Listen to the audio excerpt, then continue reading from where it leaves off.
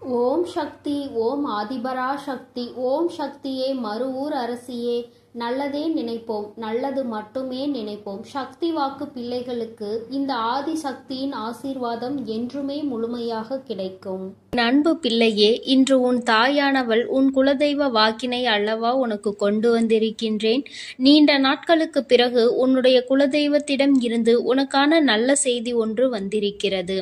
என் தங்கமே, இந்த நல்ல நாளில் உன் குலதெய்வம் உனக்கு நல்ல வாக்கு தர வேண்டும் என்று நினைக்கிறார்கள். அதற்கு அவர்கள் தேர்ந்தெடுத்திருப்பது உன் தாயானவள் என்னைத்தான். என் தங்கமே, அவர்கள் உன்னிடத்தில் பேச வேண்டும் என்று நினைத்த விஷயம் உன்னுடைய வாழ்க்கை சம்பந்தமானதுதான், வேறெதுவும் கிடையாது. என் பிள்ளையே, நீ உன் வாழ்க்கையில் நடக்கின்ற ஒவ்வொரு நிகழ்வுகளையும் இந்த தாயானவள் நான் வந்து பார்ப்பதற்கு முன்பாக அவர்கள் பார்க்க தொடங்கி விடுகிறார்கள் அல்லவா? அவர்கள்தானே முதன்மையானவர்கள். நீ என்ன நிகழ்வுகளை இல்லத்தில் நடத்தினாலும், உன் வாழ்க்கையில் என்ன நடந்தாலும் அது யாருக்கு தெரிகின்றதோ இல்லையோ, உன்னுடைய குலதெய்வத்திற்கு சர்வ நிச்சயமாக தெரியும் என்பதில் எந்த ஒரு மாற்று கருத்தும் கிடையாது. இந்த தாயானவள் நானே உன் குலதெய்வத்திற்கு பின்னால் தான் உன்னை காண வர முடியும் என்பதை நீ புரிந்து கொள்ள வேண்டும். உனக்கு என்ன கஷ்டம் வந்தாலும், உனக்கு என்ன பிரச்சனைகள் வந்தாலும், உன்னை தேடி முதலில் வருவது உன்னுடைய குலதெய்வம் என்பதில் எந்த ஒரு மாற்று கருத்தும் கிடையாது. என் தங்கமே, உன்னுடைய குலதெய்வம் உன் கஷ்டங்களை எல்லாம் முன்னின்று காண்கின்றார்கள். அவர்கள் தருகின்ற வாக்கினை ஒருபொழுதும் நீ தவறவிட்டு விடக்கூடாது. ஏனென்றால் என் பிள்ளையே, உன்னுடைய வாழ்க்கையில் நடக்க இருக்கின்ற எல்லா விஷயங்களையும் தெரிந்து வைத்திருப்பவர்கள் அவர்கள்தான். நிச்சயமாக உனக்கு அதற்கான நல்ல தீர்வினையும் கொண்டு வந்து சேர்ப்பார்கள் என்பதில் எந்த ஒரு சந்தேகமும் வேண்டாம். உன்னுடைய பிரச்சனைகளுக்கெல்லாம் முதலில் தீர்வு அவர்களிடம்தான் அதிகமாக இருக்கும். அவர்கள் சொல்கின்ற எல்லா விஷயங்களையும் உன் அம்மா நான் அப்படியே உன் வாழ்க்கையில் நடத்தி கொடுப்பேன். நான் தனித்து நின்று எதையும் உன் வாழ்க்கையில் செய்வது கிடையாது. உன் குலதெய்வத்திடம் இருந்து கருத்து கேட்டுதான் உன் வாழ்க்கையில் என்ன நடத்த வேண்டும் என்ற முடிவுகளை நான் எடுக்க முடியும். இது நாள் வரையிலும் உன் வாழ்க்கையில் நீ எத்தனையோ வேதனைகளை அனுபவித்திருப்பாய், எத்தனையோ கஷ்டங்களை கண்டிருக்கின்றாய், எத்தனையோ சோதனைகளையும் நீ கண்டிருக்கின்றாய்.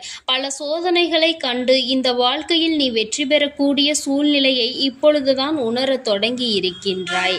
அதனால்தான் இன்று உன்னுடைய குலதெய்வத்தின் வாக்கினை நான் கொண்டு வந்திருக்கின்றேன். என் அன்பு பிள்ளையே, இந்த நல்ல நாளில் குலதெய்வத்தின் வாக்கு கிடைப்பது என்பது அத்தனை சாதாரண விஷயம் கிடையாது என் தங்கமே. அதனால் உனக்கு கிடைக்கும் பொழுது அதனை நீ சரியாக உன் வாழ்க்கையில் பயன்படுத்திக் கொள் என்றுதான் அம்மா சொல்கின்றேன். என்றென்றைக்கும் உனக்கு நல்ல ஆசீர்வாதங்களை வழங்கி கொண்டு இருக்கின்றார்கள். அவர்களை நீயே வேண்டாம் என்று தள்ளி நிற்க சொன்னாலும் அவர்கள் உன்னை விட்டு ஒரு அடி கூட விலகி நிற்பது இல்லை என்பதை நீ புரிந்து கொள்ள வேண்டும். என் தங்கமே, எல்லாவற்றிற்கும் முதன்மையாக இருக்கக்கூடிய உன் குலதெய்வம் இன்று உனக்கு தர வந்திருக்கின்ற இந்த வாக்கானது உன்னுடைய வாழ்க்கையில் அதிசக்தி வாய்ந்த வாக்காக இருக்கும். என் குழந்தையால் மறக்க முடியாத நல்ல வாக்காக இருக்கும். என் தங்கமே, நான் எப்பொழுதும் உன்னை தேடி வந்து உன்னோடு பேசிக் கொண்டிருப்பதை உன் குலதெய்வம் கண்டதினால்தான் என் மூலமாக உன்னிடத்தில் பேசுகிறார்கள். அதற்கும் என் பிள்ளைக்கு சந்தேகம் வரும் அல்லவா? குலதெய்வம் என்னிடத்தில் பேச வேண்டியதுதானே, எதற்காக உன் மூலமாக என்னிடத்தில் பேசுகிறார்கள் என்ற சந்தேகம் உனக்கு வரத்தானே செய்யும். என் தங்கமே, உன்னுடைய சந்தேகத்திற்கான பதிலை நான் இப்பொழுதே உன்னிடம் சொல்லிவிடுகின்றேன். நீ என்னோடு அதிக அன்போடு இருப்பதனால் என் மூலமாக உன்னை காண வந்திருக்கின்றார்கள். அப்படியானால் ஒரே நேரத்தில் உன்னுடைய குலதெய்வத்தையும் உன்னுடைய இஷ்ட தெய்வத்தையும் கண்டுவிட்ட பலன் உனக்கு கிடைத்து விடும் அல்லவா? என் தங்கமே, இந்த தாயானவள் உன் வாழ்க்கையில் எந்த அளவிற்கு இடத்தை பிடித்திருக்கிறேன் என்பது நான் நன்கு உணர்ந்த விஷயம்தான். என் பிள்ளையே, நீண்ட நாளாக உன் தாயானவள் உன் வாழ்க்கையில் இருக்கின்ற ஒரு கஷ்டத்தை புரிந்துதான் அதற்கான தீர்வினை கொடுப்பதற்காக வந்திருக்கின்றேன். இனி இந்த வாழ்க்கையில் உனக்கு நல்லது நடக்கும் என்பதை நீ முழுமையாக நம்பிவிட்டாலே போதும். எல்லா கஷ்டங்களிலும் இருந்து உனக்கு நான் நிச்சயமாக ஒரு நல்ல நிலையை கொடுப்பேன். இதில் எந்த ஒரு மாற்று கருத்தும் கிடையாது. எல்லா சூழ்நிலைகளும் உன் வாழ்க்கையில் மாறிவிடும். குலதெய்வம் இன்று உனக்கு தருகின்ற வாக்கினை சரியாக கேட்டுக்கொள். அதை உன்னுடைய மனதிற்குள் நீ பதிய வைத்துக்கொள். என் குழந்தையே, உன் குலதெய்வம் உன்னிடத்தில் சொல்கின்ற முக்கிய முக்கியமான விஷயம், உன் வாழ்க்கையில் பல மாற்றங்கள் ஏற்பட போகிறது என்றுதான் சொல்கின்றார்கள். ஒரு கஷ்டத்தில் இருந்து நீ மீண்டு வரப் போகின்றாய். உன்னை கை நீட்டி பேசிய ஒருவர் உன்னிடத்தில் மன்னிப்பு கேட்கப் போகின்றார். உன் மனதினை காயப்படுத்திய ஒருவர் இன்று வேதனைப்பட்டு கொண்டிருக்கிறார். குலதெய்வத்தின் முன்னால் நின்று யாரெல்லாம் உன்னை சபித்தார்களோ அவர்கள் வாழ்க்கை கேள்விக்குறியாக மாறி நின்று கொண்டிருக்கிறது. இப்படி ஒவ்வொருவரும் அவர்கள் வாழ்க்கையில் செய்திருக்கின்ற விஷயங்களை கண்டு மனம் வேதனைப்பட போகின்றார்கள். உனக்கு வாழ்க்கையில் கஷ்டம் வந்துவிட்டது என்று எண்ணி வருத்தப்படாமல், என் பிள்ளையே, இனி உன் வாழ்க்கையில் நடப்பது எல்லாமே உன் சந்தோஷத்தை மட்டுமே அடிப்படையாக கொண்டது என்பதை நீ புரிந்து கொண்டால் போதும். என் பிள்ளையே, இந்த வாழ்க்கை உனக்கு கொடுத்தது எல்லாமே இனி உன்னுடைய மனநிலையில் சந்தோஷத்தை கொண்டு வந்து கொடுக்கும் என்பதை நீ புரிந்து கொண்டால் போதும். எல்லோரும் ஒரு நாள் இந்த தாயானவள் என்னுடைய வாழ்க்கையில் என்ன நடத்தி கொடுத்தாள் என்று நிச்சயமாக யோசிக்கின்றபடி உன் வாழ்க்கையில் அம்மா நிச்சயமாக நல்ல விஷயத்தை நடத்தி கொடுப்பேன் என்பதை நீ புரிந்து கொண்டால் போதும். இப்பொழுதெல்லாம் இந்த வாழ்க்கையில் நீ பட்ட கஷ்டங்களுக்காக வேதனைப்பட்டு நின்றாயோ, அந்த நேரத்தில் எல்லாம் உன் குலதெய்வமும் உன் தாயானவள் நானும் உன்னை காக்க வந்திருக்கிறோம் என்பதை ஒரு நாளும் நீ மறந்துவிடக் கூடாது. ஒரு விஷயம் தவறு என்று தெரிந்துவிட்டால் அதை ஒரு நாளும் என் பிள்ளை நீ செய்ய துணியாதே. அதே நேரத்தில் ஒரு விஷயத்தை செய்யும் பொழுது அது உனக்கு சரி என்று தோன்றிவிட்டது என்றால் யார் சொன்னாலும் அதன் பிறகு அதை நீ நிறுத்தி விடாதே. நல்லபடியாக அதை செய்து நீ வெற்றி பெறுவதற்கான முயற்சிகளை எடுத்துக்கொள்ள வேண்டுமே தவிர ஒரு நாளும் என் பிள்ளை இந்த வாழ்க்கையில் நீ அடைய நினைக்கின்ற விஷயங்களை அடையாமல் விட்டுவிடக் கூடாது. உன்னுடைய முயற்சி இந்த வாழ்க்கையில் அதிகமாக இருப்பது போல இனி உன் வாழ்க்கையில் நடப்பது எல்லாமே உன் சந்தோஷத்தை மட்டுமே அடிப்படையாக கொண்டது என்பதனை நீ புரிந்து நடந்து கொள்ள வேண்டும். உனக்கு என்றென்றைக்கும் உன்னுடைய குலதெய்வம் துணை இருக்கின்றது என்பதை புரிந்து கொண்டு உனக்கு எந்நாளும் இந்த தாயானவளினுடைய ஆசீர்வாதங்கள் இருக்கும் என்பதை நினைவில் வைத்து கொண்டு நீ செய்ய நினைக்கின்ற விஷயங்கள் எல்லாவற்றையும் சரியாக செய்து கொண்டு இருக்க வேண்டும். என் தங்கமே, என்றெல்லாம் இந்த தாயானவள் உன் வாழ்க்கையில் வருகின்றாரோ என் தங்கமே, என்றெல்லாம் இந்த தாயானவள் உன் வாழ்க்கையில் வருகின்றாளோ அன்றெல்லாம் என் கூட உன்னை காண உன் குலதெய்வமும் வருகிறார் என்பதை நீ மறந்துவிடக் கூடாது. என் பிள்ளையே, எந்த விஷயங்களை உன் வாழ்க்கையில் செய்வதாக இருந்தாலும் நாங்கள் இருவரும் கலந்து ஆலோசித்துதான் உனக்கு செயல்படுத்துவோம் என்பதையும் நீ நினைவில் வைத்துக்கொள்ள வேண்டும். என் பிள்ளையே, நீ கேட்பதை தெளிவாக கேட்க வேண்டும். அப்பொழுதுதான் உனக்கு கொடுக்கின்ற தெய்வங்களும் எதையும் யோசிக்காமல் கொடுக்கும் என்பதை நீ புரிந்து கொள்வாய். எதையும் கண்மூடித்தனமாக உனக்கு கிடைக்க வேண்டும் என்று நீ நினைத்து கொண்டிருந்தால் நிச்சயமாக அது உன்னை வந்து சேராது.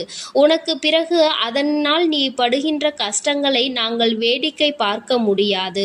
எதை கொடுக்க வேண்டுமோ அதை சர்வ நிச்சயமாக உனக்கு நாங்களே தேடி வந்து கொடுப்போம் என்பதில் எந்த ஒரு மாற்று கருத்தும் கிடையாது.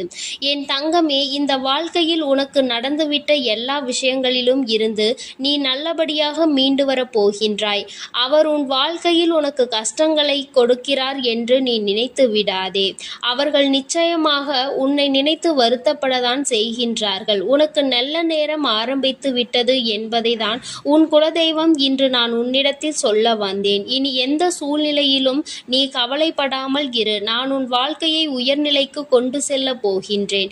என் குழந்தையே, உன் குலதெய்வ வாக்கினை நீ கேட்டுவிட்டாய் அல்லவா? உன்னோடு இருந்து உன் வாழ்க்கையை உயர்த்துவதற்காக அவர்கள் வந்திருக்கின்றார்கள். இனி ஒருபோதும் என் பிள்ளை நீ தடம் புரண்டு சென்று விடாதே. நல்லது நடக்கின்ற நேரத்தில் உன் குலதெய்வம் உன்னை காண வந்திருக்கிறது என்றால் என் பிள்ளையே, இனி இந்த வாழ்க்கையில் என்றென்றைக்கும் உனக்கு சந்தோஷம் மட்டுமே நிலைத்திருக்க போகிறது என்பதை நீ புரிந்து கொண்டு விட்டால் போதும். என் அன்பு பிள்ளைக்கு இந்த தாயானவளினுடைய ஆசீர்வாதங்களும் உன் குலதெய்வத்தினுடைய ஆசீர்வாதங்களும் எப்பொழுதும் முழுமையாக கிடைக்கும். என் தங்கமே, அதனால் நீ எதற்காகவும் கலங்காதே, எதை நினைத்தும் வருந்தாதே. நீ நல்லதையே நினைத்தால் உன் வாழ்வில் எல்லாம் உனக்கு நல்லதாக மட்டுமே நடக்கும். என் அன்பு பிள்ளையே, உன்னை கண்ணீர் சிந்த வைத்தவர்கள் கண்கலங்கி நிற்கப் போகின்றார்கள். என் தங்கமே, இன்று இந்த தாயானவள் உன்னுடைய குலதெய்வ வாக்கினை கொண்டு வந்திருக்கின்றேன். குலதெய்வ வாக்கை தவிர்த்து விடாதே. ஏனென்றால் உன்னுடைய மிகப்பெரிய கேள்விக்கு உன் குலதெய்வத்திடம் இருந்து உனக்கு பதில் வந்திருக்கின்றது. என் தங்கமே, இன்று இந்த தாயானவள் உன்னை தேடி வந்து உனக்கான நல்ல வாக்கினை கொண்டு வந்ததற்கு மிகவும் முக்கியமான காரணம் என்ன தெரியுமா? என் பிள்ளைக்கு மனதில் இருக்கின்ற ஒரு மிகப்பெரிய குழப்பத்திற்கு தீர்வினை கொண்டு வந்து சேர்க்க வேண்டும் என்பதுதான். நான் இங்கே கண்ணீர் சிந்துகிறேன், யாருக்கும் எந்த துரோகத்தையும் செய்யாமல். ஆனால் என்னை கண்ணீர் சிந்த வைத்தவர்கள், என்னை மனம் வருந்த வைத்தவர்கள் அங்கே நிம்மதியாக இருப்பதற்கு என்ன காரணம் தாயே என்று என் பிள்ளை நீ என்னை பார்த்து கேட்கின்றாய் அல்லவா? இந்த கேள்விக்கு உனக்கு நான் பதில் கொடுக்க வேண்டும் அல்லவா? என் குழந்தையே, நீ எத்தனையோ கண்ணீர் சிந்தினாய். சரி, நீ இப்படி கண்ணீர் சிந்துவதற்கு யார் காரணம் என்று ஒரு நொடி உணர்ந்து பார்த்தாயா? உண்மையாகவே நீ இப்பொழுது சிந்திய இந்த கண்ணீருக்கு அவர்கள் உண்மையில் தகுதியுடையவர்கள் தானா? அவர்கள் பேச்சுக்கு நீ மதிப்பு கொடுத்தது நியாயம்தானா என்பதை முதலில் நீ தெளிவாக புரிந்து கொண்டிருந்தால் உனக்கே பாதி பதில் அப்பொழுதே கிடைத்திருக்கும். சரி, அவர்கள் சொல்வதை சொல்லிவிட்டார்கள், நீயும் அழுவதை அழுது விட்டாய்.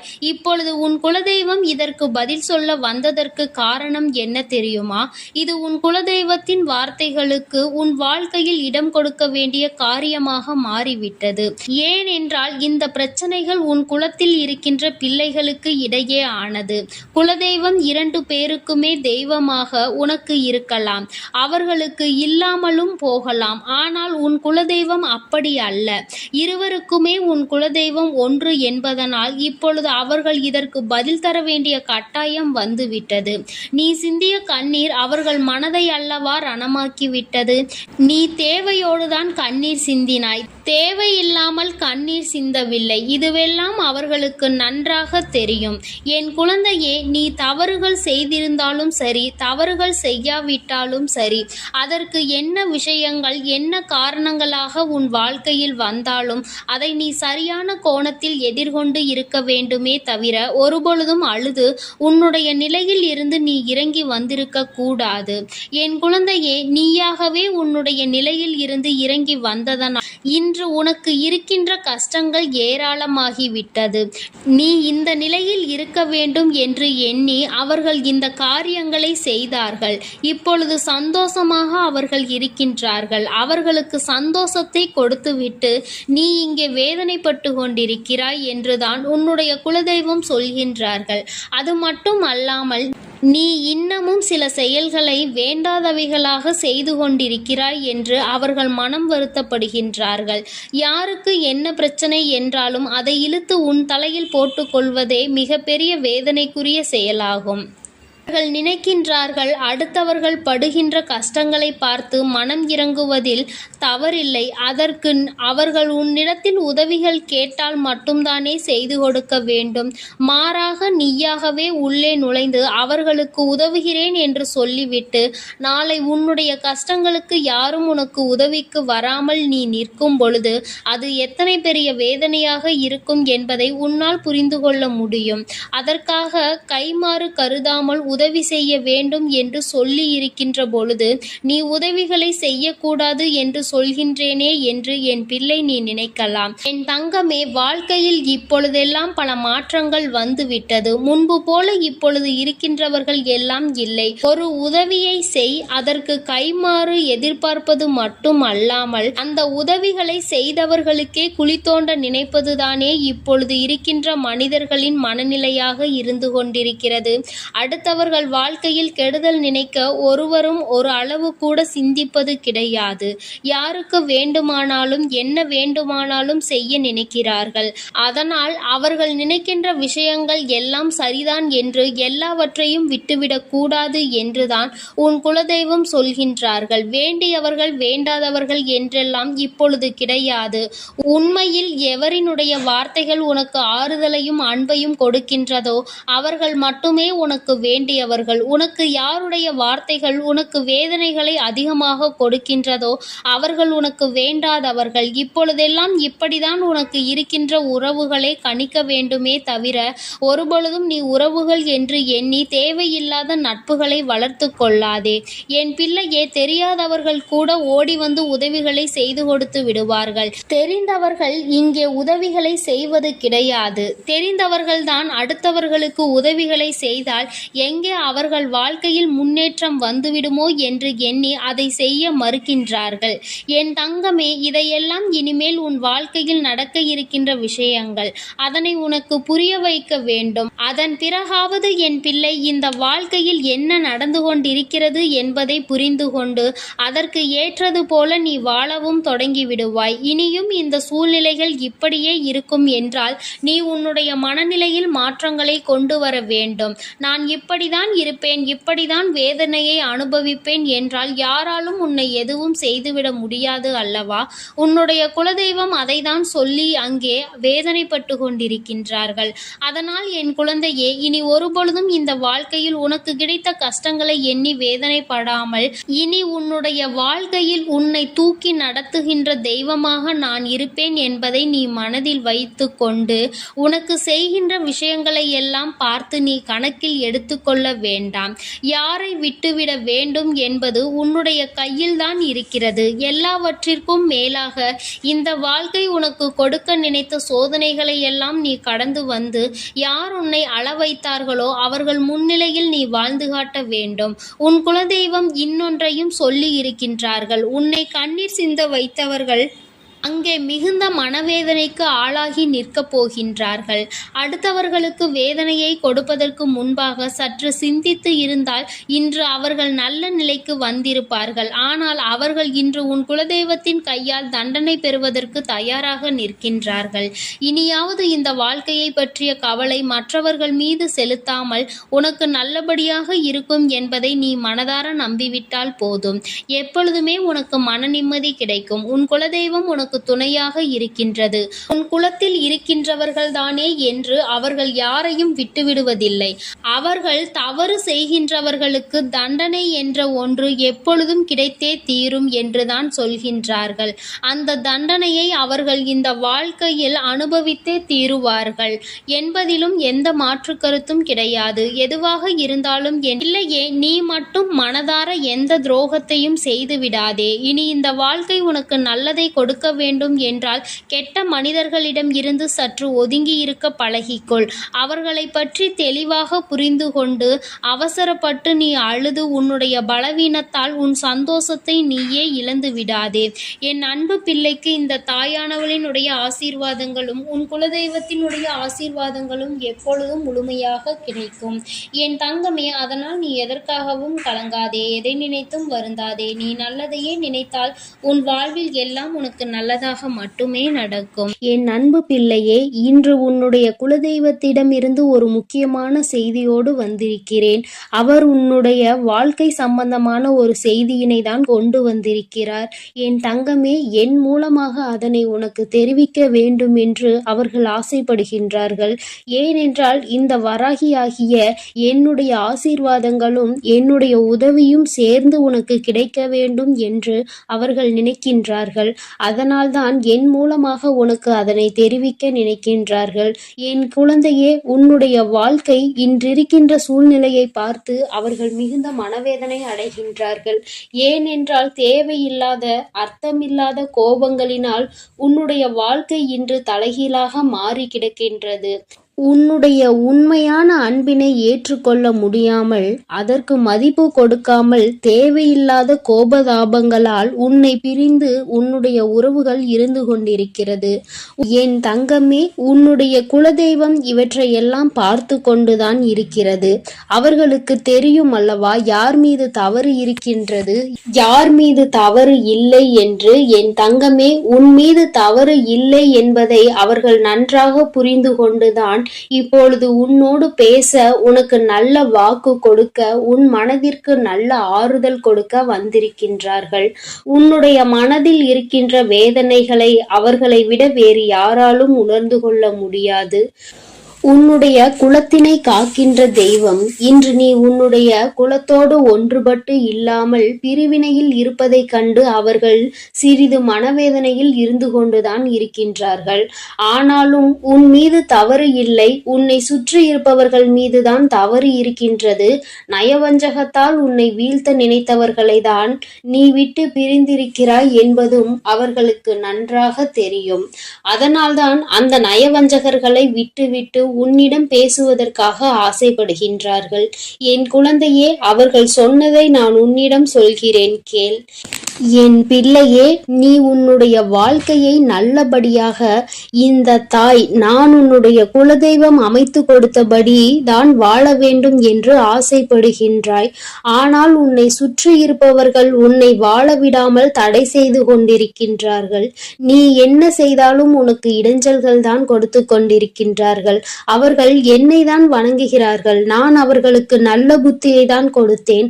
ஆனால் அவர்கள் தீய வழியை தான் நாடி செல்கிறார்கள். நான் எத்தனையோ முறை அவர்களை நல்வழிப்படுத்துவதற்கு பல வாய்ப்புகளை ஏற்படுத்தி கொடுத்து பார்த்தேன். ஆனாலும் அந்த வாய்ப்புகளை அவர்கள் சரியாக பயன்படுத்தி கொள்ளவில்லை. நீ என்ன சொல்வது, நான் என்ன கேட்பது என்பது போல நடந்து கொண்டிருக்கின்றார்கள். என் தங்கமே, உன்னுடைய குலதெய்வம் எனக்கே அவர்கள் இத்தனை மரியாதை தான் வைத்திருக்கிறார்கள் என்றால் உன்னை அவர்கள் எந்த அளவிற்கு நடத்துவார்கள் என்று எனக்கு புரிந்து கொள்ள முடிகிறது. அவர்களினுடைய மனநிலை, அவர்களினுடைய போக்கு எதுவும் உன் தாயானவள் எனக்கு பிடிக்கவில்லை. நான் அவர்களுக்கு கொடுத்த வாய்ப்பினை அவர்கள் தவற விட்டு விட்டார்கள்.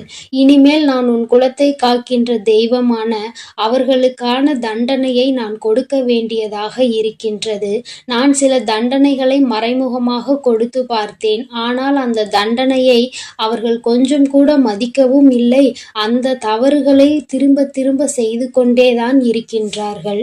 அவர்கள் என்னவோ அவர்களுக்கு நடந்ததெல்லாம் ஒரு பெரிய விஷயமாக தெரியாதது போல நடந்து கொண்டு திரிகின்றார்கள். என் தங்கமே, நீ வேதனைப்படாதே. உன்னை சுற்றி உன்னை காயப்படுத்துபவர்களுக்கானது இனிமேல் அவர்கள் கைகளில் வந்து சேரும். நீ நன்றாக இருக்க மாட்டாய் என்று சொன்ன வாய் அவர்களே அழிக்கப் போகின்றார்கள். என் தங்கமே, நீ நினைக்கலாம் நம் குலதெய்வம் அவர்களுக்கு இது போன்ற வழிகளை செய்யக்கூடாது, அவர்களுக்கு இது போன்ற காயத்தினை ஏற்படுத்தக்கூடாது என்று நீ நினைக்கின்றாய். ஏனென்றால் உன்னுடைய மனது அத்தகைய நல்ல மனதல்லவா? எல்லோருக்குமே நல்லதை மட்டுமே செய்ய வேண்டும் என்று நினைத்தாய் அல்லவா?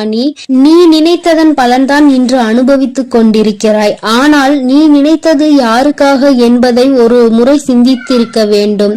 நயவஞ்சக கூட்டம் சூழ்ச்சிகளினால் மற்றவர்களை வீழ்த்திவிடலாம் என்று நினைக்கின்ற கூட்டம்.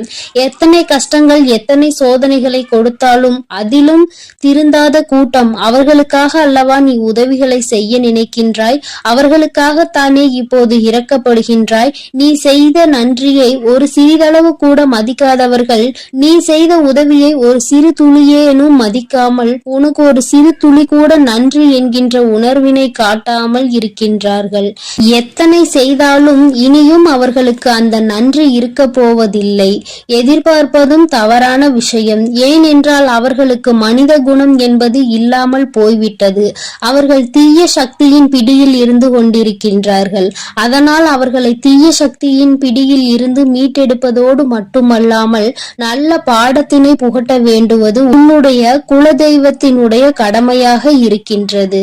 என் தங்கமே, நீ வேதனைப்படாதே. உன் வாழ்க்கை சில சமயங்களில் உனக்கு பிரச்சனைகளை தரும் பொழுதெல்லாம் நீ நினைக்கின்றாய், அவர்கள் விட்ட சாபமாக இருக்குமோ, நம்மை சுற்றி சுற்றி நமக்கு செய்ய நினைத்த தீய வினைகளாக இருக்கும் என்று.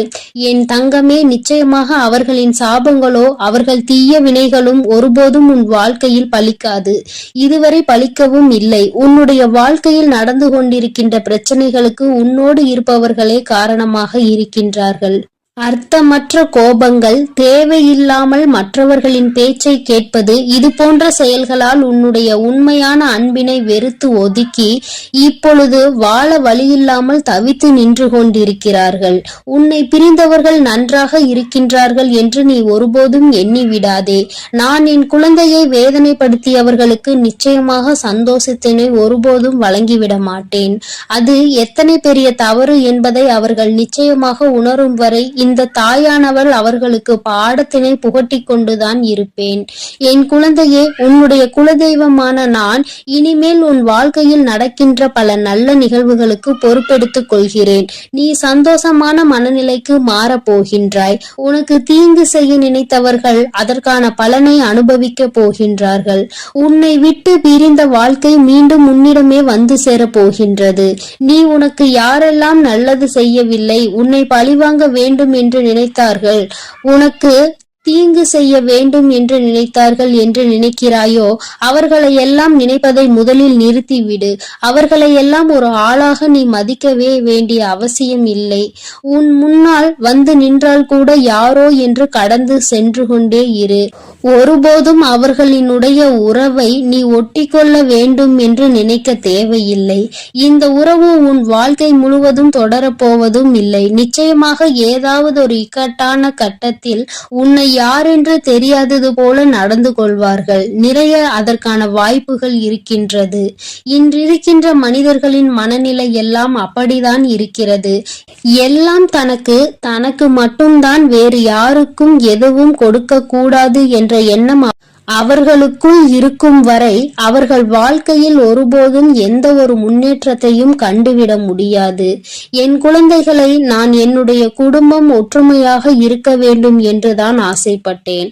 ஆனால் அதில் இது போன்ற நயவஞ்சகர்கள் இருக்கும் பொழுது நானே ஒற்றுமையாக இருப்பதே எப்படி என்று யோசிக்க ஆரம்பித்து விட்டேன். இது போன்ற நயவஞ்சகர்களின் பிடியில் என்னுடைய குழந்தை சிக்காமல் இருப்பதே நல்லது என்பதை உணர்ந்து கொண்டேன். எனக்கு என்ன கஷ்டம் வந்தாலும் என்னுடைய குலதெய்வம் என்னை கைவிடாது, என்னை நிச்சயமாக காப்பாற்றும் என்று நீ நல்ல எண்ணத்தோடு நினைக்கின்றாய் அல்லவா? நிச்சயமாக உன்னை ஒருபோதும் நான் கைவிட மாட்டேன்.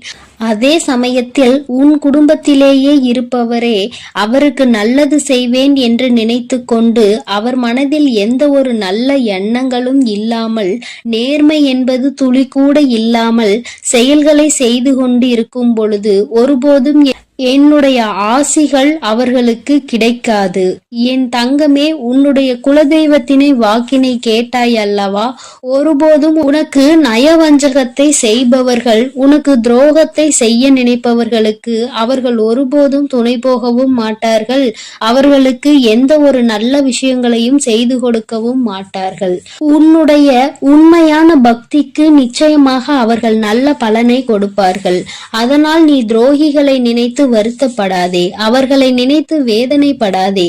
என்ன வேண்டுமானாலும் அவர்கள் செய்துவிட்டு போகட்டும். உன்னுடைய குலதெய்வத்தோடு இந்த வராகியும் உனக்காக எப்பொழுதும் நிற்கும் பொழுது நீ எதற்காகவும் வருந்தக்கூடாது. அவரவர் செய்கின்ற காரியங்களுக்கான பலனை நிச்சயமாக அவரவர்களே அனுபவிப்பார்கள். அவை எல்லாம் இனி உன் கண்முன்னே நிகழும் என்பதில் எந்த ஒரு மாற்று கருத்தும் கிடையாது. தன்னுடைய வினையை தானே சுமந்துவிட்டு செல்லட்டும். நீ இது போன்ற மனிதர்கள் இடையே ஒருபோதும் பழக்கத்தை வைத்துக் கொள்ள வேண்டாம். இனியும் இந்த நட்பு தொடருவதனால் எந்த ஒரு பயனும் இல்லை என் செல்ல குழந்தையே. அதனால் நீ கவனமாக இரு. நானும் உன் குலதெய்வமும் எப்போதும் உன்னோடே இருக்கிறோம். நீ எதற்காகவும் கலங்கி நிற்க வேண்டாம். நான் உங்களோடு இருந்து உங்களை எப்பொழுதும் வழிநடத்தி சென்று கொண்டேதான் இருக்கிறோம். என் அன்பு குழந்தைக்கு இந்த ஆதிபராசக்தியின் அன்பும் ஆசீர்வாதமும் முழுவதுமாக கிடைக்கும். ஓம் சக்தி, ஓம் ஆதிபராசக்தி.